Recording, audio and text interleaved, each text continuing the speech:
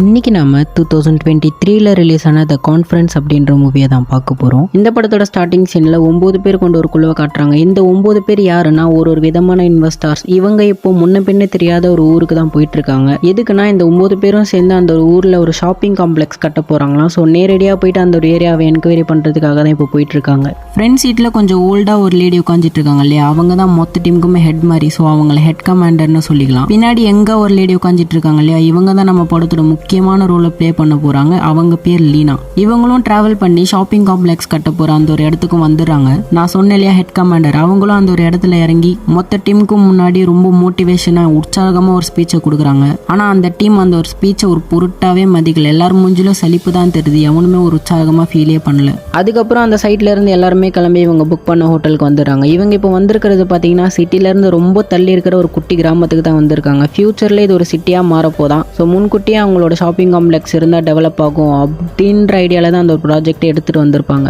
அதுக்கப்புறம் இந்த டீமும் அவங்க புக் பண்ண ஹோட்டலுக்கு கிளம்பி போகிறாங்க. அந்த ஹோட்டலை மொத்தமாக மேனேஜ் பண்ணுறதே 4 பேர் தான். ஒருத்தன் ஷெஃப், இன்னொருத்தன் எடுபடி வேலை பார்க்குறவன், இன்னொருத்தி டூரிஸ்ட் காய், அதான் காட்டுக்குள்ளெல்லாம் கூட்டிகிட்டு போய் சுற்றி கட்டுற வேலை, அண்ட் இன்னொருத்தி இந்த ஹோட்டலோட ஓனர். இந்த டீம் வந்ததும் அந்த 4 பேருமே போய் வெல்கம் பண்ணுறாங்க. வெல்கம் பண்ணிட்டு அந்த ஹோட்டலோட ஓனர் ஒருத்தவங்களுக்கும் ஒரு கேபினை பிரித்து கொடுக்குறா. இவங்களும் சாவி வாங்கிட்டு உள்ளே போய் ஃப்ரெஷ்அப் ஆகிட்டு மறுபடியும் டீமை பார்க்குறாங்க அந்த ப்ராஜெக்ட்டை பற்றி பேசுறதுக்கு. கிச்சனில் ஷெஃப் இப்போ வந்து டீமுக்காக சமைச்சிட்டு இருப்பான். அப்போன்னு பார்த்து கேஸ் காலி ஆயிடுது. சரின்ட்டு கேஸ் ரீஃபில் பண்ணிட்டு வரலாம் அப்படின்ட்டு கிளம்புவான். கார்ல போயிட்டு இருக்கும்போது அவன் கார் திடீர்னு பிரேக் டவுன் ஆகுது. இவனும் இறங்கி போய் பார்ப்பான். ஃப்ரண்ட் டயர்ல கட்டையில ஆணி அடிச்ச மாதிரி ஏதோ ஒன்று இவன் டயர்ல குத்திட்டு இருக்கும். இவனும் அதை எடுக்க ட்ரை பண்ணுவான். அதே சமயம் காட்டுக்குள்ள இருந்து ஸ்ட்ரேஞ்சான சத்தம் வருது. இவனும் காரை அப்படியே நிறுத்திட்டு அந்த ஸ்ட்ரேஞ்சான சத்தம் வர திசையை நோக்கி போறான். காட்டுக்குள்ள தனியா கொஞ்ச தூரம் காட்டுக்குள்ள போனதும் ஸ்ட்ராங்கான வயர்ஸ் எல்லாம் யூஸ் பண்ணி ட்ராப் செட் பண்ணி வச்சிருக்காங்க. இது மிருகங்களை வேட்டையாட கட்டின மாதிரி இல்ல, மனுஷங்களுக்காக கட்டின மாதிரி இருக்கு. ஷெஃப்பும் அதை பார்த்துட்டு இருப்பான். அப்போன்னு பார்த்து ஷெஃபுக்கு பின்னாடி எவனோ வந்து தலையிலேயே சுத்தியலால அடிக்கிற மாதிரி காட்டுறாங்க. அப்படியே கட் பண்ணி இப்போ டிஸ்கஸ் பண்ணிட்டு இருக்க டீமை காட்டுறாங்க.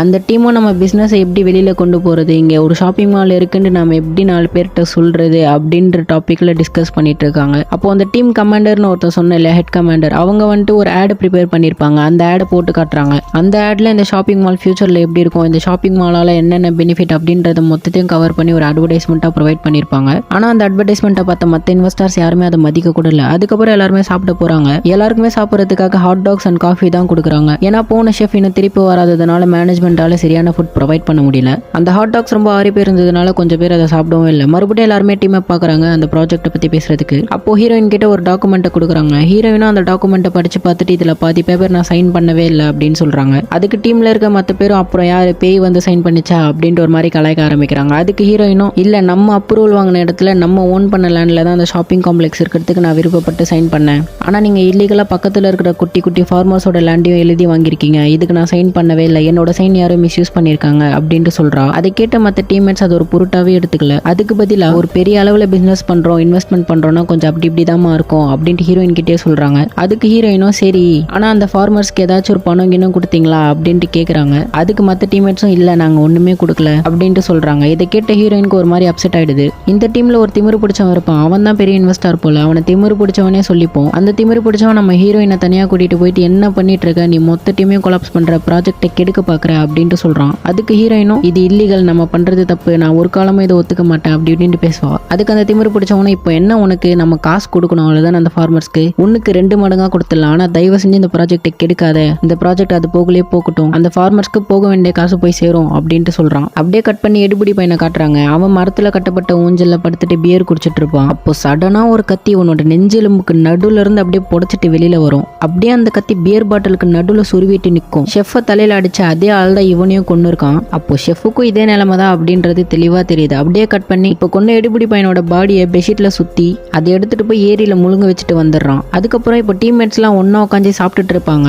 அப்போ ஒருத்தன் க்ளோன் வேஷம் கட்டிட்டு வரான். யாரான்னு பார்த்தா அந்த திமிரு பிடிச்சவன் தான். கேட்டா டீமை கொஞ்சம் சிரிக்க வைக்க தான் இப்படி பண்ண அப்படின்ட்டு சொல்றான். ஆனா யாருமே சிரிக்க கூட மாட்டாங்க. அதனால டென்ஷன் ஆகி கத்த ஆரம்பிச்சிருவான். அப்படியே அங்கிருந்து கட் பண்ணி நம்ம ஹீரோயினும் ஸ்பெக்ஸ் போட்ட ஒருத்தவனை பேசிக்கிறத காட்டுறாங்க. அந்த ஸ்பெக்ஸ் போட்டவன் யாருன்னா ஒன் ஆஃப் த இன்வெஸ்டர். 2 பேரும் கொஞ்சம் போரிங்கா பேசிப்பாங்க. ஸோ அதை ஸ்கிப் பண்ணிடலாம். அதுக்கப்புறம் டூரிஸ்ட் கேர்ள் ஒருத்தி இருந்தா இல்லையா, அவன் மொத்த டீமையுமே கூட்டிட்டு வந்து நிறுத்திட்டு நம்ம இன்னைக்கு காட்டுக்குள்ள போக போறோம், எல்லாருமே உற்சாகமா இருங்க அப்படி இப்படின்ட்டு எல்லாருமே என்கவரேஜா பேசுறா. அப்புறம் டீம்ல இருக்கிற எல்லாருமே காட்டுக்குள்ள கூட்டிட்டு போயிட்டு நிறைய கேம்ஸ் எல்லாம் விளையாடுறாங்க. ஜாலியா தான் போகுது. அப்படியே இந்த பக்கம் பார்த்தா எடிபுடி பையனை ஒருத்தன் கொன்னா இல்லையா, அவன் இந்த கேபின் பக்கம் வரான். அப்போ டேபிள் மேல திமிரு பிடிச்சவன் போட்ட க்ளோன் மாஸ்க் ஹெட் மட்டும் இருக்கும். அந்த ஹெட் எடுத்து இவன் மாட்டிக்கிறான். ஹோட்டலுக்குள்ள ஓனர் அந்த எடுபுடி குட்டி பையனை தேடி அலைஞ்சிட்டு இருப்பா. அப்போ அங்க வைஃபை மோடம் கீழே உடஞ்சு போய் கிடக்கிறத பார்த்துட்டு அவ அதை ஃபிக்ஸ் பண்ணுவா. அதே சமயம் அந்த சைக்கோ கில்லர் அங்க வரான். இவளும் அந்த சைக்கோ கில்லர் கிட்ட இருந்து தப்பிக்க நிறைய முயற்சி பண்ணுவான். ஆனா எப்படியும் இந்த சைக்கோ கில்லர் கடைசியில் அவளை அடிச்சு மயக்கம் போட வச்சிடறான். இவன் சைக்கோ கில்லரா இல்ல ரிவெஞ்ச் எடுக்கிறானான்றது இன்னும் கிளாரிஃபை இல்ல, போக போக தான் தெரியும், பார்க்கலாம். அதுக்கப்புறம் காட்டுக்குள்ள இருக்கிற டீமை காட்டுறாங்க. இவங்க எல்லா கேம்ஸையும் விளையாடி முடிச்சுட்டு கடைசியா அந்த ரோப் மேல போவாங்க இல்லையா, அந்த கேம் பேர் என்ன, பஞ்சி ஜம்பிங்கா என்னன்னு தெரியல, தெரிஞ்சா கமெண்ட் பண்ணுங்க.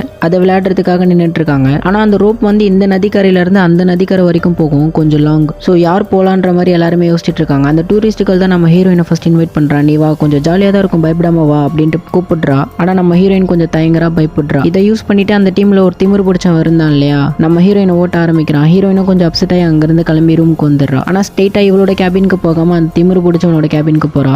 உள்ள போய் அந்த திமிரு பிடிச்சவனோட லேப்டாப்பை செக் பண்ணி பாக்குறா. அந்த சிக்னேச்சர் பத்தி ஏதோ ஒன்று சர்ச் பண்றா. அதை பத்தின டீடைல்ஸ் கிடைச்சதும் உடனே இவளோட பென்ட்ரைவ்ல ஒரு காப்பி எடுத்து வச்சுட்டு அங்க இருந்து கிளம்பிடுறா. அதுக்கப்புறம் எல்லாருமே ஒன்னா அந்த கேபின்லேயே நைட் ஒரு சின்ன பார்ட்டி மாதிரி கொண்டாடுறாங்க. அப்போ இவ டீம்லேயே நம்புற 2 பேர்கிட்ட இவ ரெக்கார்ட் பண்ண டாக்குமெண்ட்டை போட்டு காட்டுறா. அப்போதான் அந்த 2 பேருக்கு தெரியுது இவன் ஆக்சுவலா இந்த டீமுக்காக ஒர்க் பண்ணவே இல்லை, இவன் ஒர்க் பண்றதே டோட்டலா வேற ஒரு கம்பெனிக்காக. எப்படின்னா அந்த கம்பெனில இருந்து ஒரு பெரிய அமௌண்ட்டா வாங்கி இதுல இன்வெஸ்ட் பண்ணிட்டு நாளைக்கு எல்லா ஒர்க்கும் முடிஞ்சதுக்கு அப்புறம் எனக்கே அந்த கம்பெனி தான் பணம் கொடுத்துச்சு, நானே அந்த கம்பெனிக்காக ஒர்க் பண்ற ஒரு ஒர்க்கர் தான் அப்படின்ட்டு எல்லா கிரெடிட்ஸுமே அந்த ஒரு பெரிய கம்பெனிக்கு கொடுத்துருவான். அப்போ ஆட்டோமேட்டிக்கலி அந்த ஷாப்பிங் காம்ப்ளெக்ஸ் எல்லாருமே அவங்களுக்கு கீழே வந்துடும். அதுக்காக ஒர்க் பண்றவன் தான் இவன். இதுதான் நம்ம ஹீரோயின் கண்டுபிடிச்சு அந்த 2 பேர்கிட்டயும் சொல்லியிருப்பா. அப்படியே கட் பண்ணி நம்ம டூரிஸ்டுகளை காட்டுறாங்க. அவ ஓனரை தேடி அலைஞ்சிட்டு இருப்பா. அங்க தேடி இங்க தேடி கடைசியா கிச்சன் பாத்ரூம் பக்கம் வருவா. கிச்சன் பாத்ரூம் எல்லாம் நாஸ்தியாகி கிடக்கிறத பார்த்துட்டு மெதுவா போயிட்டு பாத்ரூம் கதவை ஓபன் பண்ணுவா. அங்க ஓனர் தூக்கு மாட்டப்பட்டு செத்து போய் கிடக்கிறத பார்த்து அலறி அடிச்சுட்டு ஓடுவா. அப்போ அந்த கில்லர் இவன் பின்னாடியே தான் நின்றுட்டு இருப்பான். அந்த டூரிஸ்டுகளையும் அட்டாக் பண்ணுவான். அந்த டூரிஸ்டுகளும் முடிஞ்ச அளவுக்கு டேக்கிள் பண்ணுவா. ஆனா இந்த கில்லர் அந்த டூரிஸ்டுகளையும் அடிச்சு போட்டுருவான். இந்த கில்லர் கையில ஒரு சுத்தியில வச்சுட்டு டூரிஸ்டுகளை சர மாதிரியே அடிச்சு கொண்டுட்டு இருக்கும் போது சைட்ல ஒரு நியூஸ் பேப்பர் கிளிப்பிங்க காட்டுறாங்க. அந்த கிளிப்பிங்ல என்ன எழுதி இருக்குன்னா, சண்டை போடாம நாங்க விட்டு கொடுக்க மாட்டோம், எதிர்ப்பு கட்டாம நாங்க விட்டு கொடுக்க மாட்டோம் அப்படின்ற மாதிரி எழுதி இருக்கு. அதுக்கப்புறம் இந்த சைடு பார்ட்டி நடக்கிற இடத்த காட்டுறாங்க. இவங்களும் சரி அந்த திமிரு பிடிச்சவங்க கிட்ட போய் கேட்டுடலாம் அப்படின்னு நேரடியா வந்து கேக்குறாங்க. அந்த திமிரு பிடிச்சவனும் ஹீரோயினை பார்த்துட்டு நம்ம தனியா பேசலாமா, தயவு செஞ்சு ஒரு 2 மினிட்ஸ் மட்டும் நம்ம தனியா பேசலாம் அப்படின்ட்டு ஹீரோயினை தனியா கூட்டிட்டு போறான். தனியா கூட்டிட்டு போயிட்டு, ஹே இங்க பாரு, நீ ரொம்ப பிரில்லியண்டான பொண்ணு, மத்தவங்க மாதிரி இல்ல, நீ ரொம்ப ஷார்ப், மைண்ட்ல இருந்து நீ ரொம்ப ரொம்ப ஷார்ப்பு, உனக்கு மட்டும் நான் எக்ஸ்ட்ராவா ஏதாச்சும் கவனிக்கிறேன், உனக்கு எவ்வளவு பணம் வேணாலும் கேளு, எங்களோட கம்பெனி உனக்கு எவ்வளவு வேணாலும் பணம் தரும், ஆனா இதை தயவு செஞ்சு மீடியா கிரியான்னு கொண்டு போயிடாத, இந்த ப்ராஜெக்டோட பெனிஃபிட் பத்தி உனக்கும் தெரியும் தானே, ஷேர் வேணும்னா கேளு, இன்னும் எக்ஸ்ட்ரா பர்சன்டேஜ் கூட உனக்கு போட்டு தரேன் அப்படி இப்படின்ட்டு பேசுறான். ஆனா இதெல்லாம் பொறுமையா கேட்டுட்டு ஹீரோயினும் போடா அப்படின்ட்டு போயிடுறா. அப்போ வெளியில காட்டுறாங்க அந்த கில்லர் தைரியமா நடந்து வரான். அங்க ஓரமா மரம் வெட்டுற மிஷின் இருக்கும், அதை கையில ஆன் பண்ணி வச்சுட்டே வரான். வந்து அந்த பாத் டப்ல ஒருத்தர் இருப்பான், அவனோட நடு நெஞ்சிலேயே அந்த மிஷினை இறக்குறாங்க. கொஞ்சம் கூட மனசாட்சியே இல்லாம அவ்வளோ கொடூரமா இருக்கும். அவன் அவ்வளோ கொடூரமா நெஞ்சிலே குத்தி அந்த மிஷினை கிழிச்சு எடுத்துறான் நெஞ்சு எலும்பிய. அங்க பக்கத்துல இருந்த எல்லாருமே இதை பார்த்துட்டு அப்படியே சதறி ஓடிடுறாங்க. அந்த பாத் டப் ஃபுல்லா இப்போ தண்ணிக்கு பதிலாக ரத்தம் தான் இருக்கு. இது எதுவுமே தெரியாம இப்போதான் அந்த ஹெட் கமாண்டர் கேபினை விட்டு வெளியில வராங்க போல. கேஷுவலா நடந்து வந்துட்டு இருப்பாங்க. அப்போ அந்த கில்லர் செட் பண்ண ட்ராப்ல மாட்டிப்பாங்க. அவ்வளவுதான், மாட்டின அடுத்த செகண்ட் கில்லர் பிடிச்சி இழுத்து அந்த ஹெட் கமாண்டரை லேம்ப் போஸ்ட் மேல தொங்க விட்டுருவான். இந்த ஹெட் கமாண்டர் போட்ட சத்தத்துல எல்லாருமே வெளியில வந்துடுறாங்க. இதை பார்த்த மத்தவங்க எல்லாருமே காட்டுக்குள்ள பிரிஞ்சு பயத்துல ஓட ஆரம்பிக்கிறாங்க. கில்லரும் பின்னாடியே துரத்திட்டே போறான். இவங்க எல்லாரும் பிரிஞ்சு பிரிஞ்சு போறதுனால யாரை துரத்துறதுன்றதுல அவனுக்கு ஒரு தெளிவில்லை. அதை யூஸ் பண்ணிட்டு ஒருத்தவங்களும் ஒரு பக்கம் ஓடுறாங்க. இந்த சம்பவத்துல அந்த திமிர் பிடிச்சவனோட நெத்தி அந்த ரோப் மாதிரி ஒன்று கட்டி வச்சிருப்பான் இல்லையா, ட்ராப், அந்த ஷெஃப் கூட பார்த்துட்டு இருந்தானே, அதுல பட்டு நெத்தி ஓப்பன் ஆயிடும், ரத்தம் ஊத்தும். அப்பயும் உசுர கையில பிடிச்சிட்டு ஓடுவான். ஹீரோயினும் அந்த திமிரு பிடிச்சவன் தான் நதி ஓரமா வருவாங்க. அப்போ அந்த கேம் ஒன்று விளையாடிட்டு இருந்தாங்களே ஸ்டார்டிங்ல, அந்த போட் ஒன்று இருக்கும், அதை அவங்க 2 பேரும் எடுத்துட்டு கொஞ்சம் நதிக்கு நடுவில் வந்துருவாங்க. அந்த கில்லரால ஒண்ணுமே பண்ண முடியாது. ஆனா நதிக்கு நடுவில் போனதும் அந்த திமிரு பிடிச்சவன் ஹீரோயினை மிரட்ட ஆரம்பிக்கிறான். என்ன சொல்றான்னா, என்னோட லேப்டாப்ல இருந்து என்ன எடுத்த, ஏதாச்சும் டாக்குமெண்ட் காப்பி எடுத்திருந்தா இப்பவே என் கையில கொடுத்துரு, இல்லனா இந்த நதியை தாண்டி போறதுக்கு நான் ஹெல்ப் பண்ண மாட்டேன் அப்படின்னு சொல்றா. வேற வழியே இல்லாம ஹீரோயினும் கொடுத்துடுறா. கொடுத்த அடுத்த நிமிஷம் திமிரு பிடிச்சவன் ஹீரோயினை தண்ணியில தள்ளி விட்டுறான். இவனால தனியா அந்த குட்டி படகு ஓட்டவும் முடியாது போல. இவனோட வெயிட் தாங்காம ஒரு பக்கம் கவுந்துட்டே போகுது. இவனாலே அந்த படகை இப்ப ஓட்டிட்டு போக முடியாது. அப்புறம் இங்க கேபின்ல என்ன நடக்குதுன்னு காட்டுறாங்க. கில்லர் ஒரு லேடியை கொல்ல போவான். முடிய பிடிச்சி இழுப்பான். ஆனா அந்த லேடி கையில சிசர் கிடைக்கும். முடியவே கட் பண்ணி அந்த கில்லர் கையில இருந்து தப்பிச்சிருவாங்க. இன்னொரு ரூமுக்கு ஓடி போய் ஒளிஞ்சுப்பாங்க. அங்கேயும் அந்த கில்லர் வருவான். அப்படியே கட் பண்ணி இந்த டீம்ல ஒரு வயசான பாட்டி இருப்பாங்க. அவங்கள காட்டுறாங்க.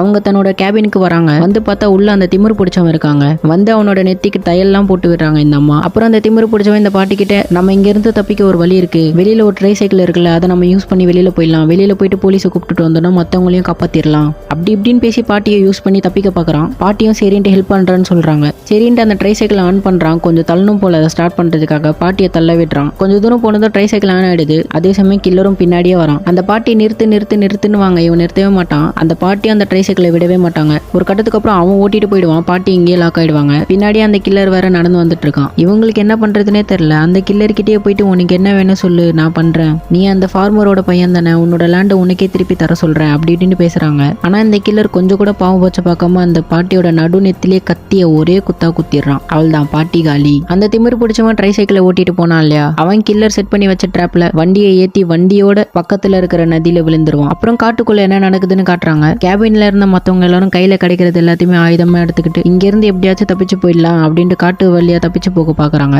அப்போ கில்லர் எதிர்க்க வந்து எல்லாரையுமே அட்டாக் பண்ண ஆரம்பிக்கிறான். அதுல ஒரு லேடி மட்டும் கில்லர் செட் பண்ணி வச்ச ட்ராப்ல மாட்டிக்கிறாங்க. கில்லரும் அட்டாக் பண்ண வருவான். அப்போ அந்த லேடி கீழே கிடக்கிற ஒரு ஷார்ப்பான கம்பை எடுத்து அந்த கில்லரோட கண்ணிலேயே சொருவிடுறாங்க. அதுல அந்த கில்லர் அப்படிக்கா போய் விழுந்துருவான். இவங்களும் அந்த ட்ராப்பை ரிலீஸ் பண்ணி எப்படியா அங்க இருந்து தப்பிச்சிடுறாங்க. இவ்வளவு நேரத்துக்கு அப்புறம் இப்போதான் நம்ம ஹீரோயினை காட்டுறாங்க. அவன் அந்த கண்ணாடி போட்டவன் கூட இருக்கா. ஹீரோயினும் கண்ணாடி போட்டவனும் தான் இந்த இடத்துக்கு ஃபர்ஸ்ட் வந்திருக்காங்க. அதான் கொஞ்சம் சீனுக்கு முன்னாடி பார்த்திருப்பீங்க இல்லையா, ஒரு பெரிய ரோப் இந்த நதிக்கரையில இருந்து அந்த நதிக்கரை கொஞ்சம் லாங் அப்படின்ட்டு அந்த இடத்துக்கு வந்திருக்காங்க. இப்போ இந்த நதிக்கரையில இருந்து அந்த நதிக்கரைக்கு போயிட்டாங்கன்னா இவங்களுக்கு வெளியில போற இடம் ஈஸியா வெளியில போயிடலாம். இவங்க தான் அந்த இடத்துக்கு ஃபர்ஸ்ட் வந்திருக்காங்க. மித்த பேர்ல இன்னும் காட்டுக்குள்ள கேபின்லயே தான் மாட்டிட்டு இருக்காங்க போல. ஹீரோயினுக்கு தனியா போக போயும் ஸோ அந்த கண்ணாடி போட்டவனா ஹீரோயின் ரெண்டு பேரும் ஒன்னா அந்த ரோப்ல போறாங்க. ஆனா கில்லர் இங்கேயும் வந்து ரோப்புக்கு அந்த பக்கமும் ட்ராப் செட் பண்ணி வச்சிருக்கான், ஷார்ப்பான கம்புகளை வச்சு. இதை பார்த்த கண்ணாடி போட்டவனும் தான் பக்கம் அந்த ட்ராப் குத்திக்கிற மாதிரி திரும்பிக்கிறான். ஹீரோயினுக்கு பயம்ன்றதுனால அந்த கண்ணாடி போட்டவனே தான் கண்ணை மூடிட்டு கட்டி பிடிச்சிட்டு இருப்பா. அதனால அவளுக்கு தெரியாது ட்ராப் இருக்கிறது. ஹீரோயினுக்காக அந்த கண்ணாடி போட்டவன் தெரிஞ்சே அந்த ட்ராப்ல போய் மாட்டிட்டு சாவறான்.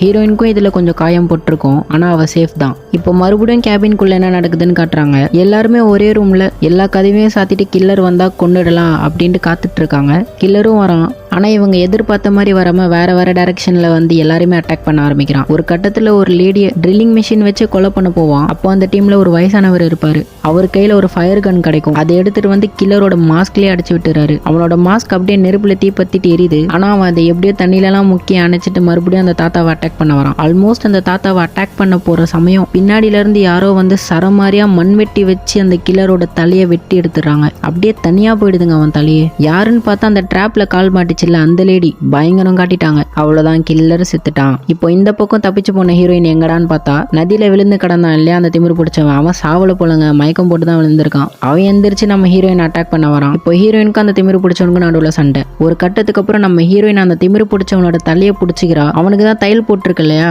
பிடிச்சி சரமாரியா அவனோட நெத்தியை பொழக்கிறாங்க.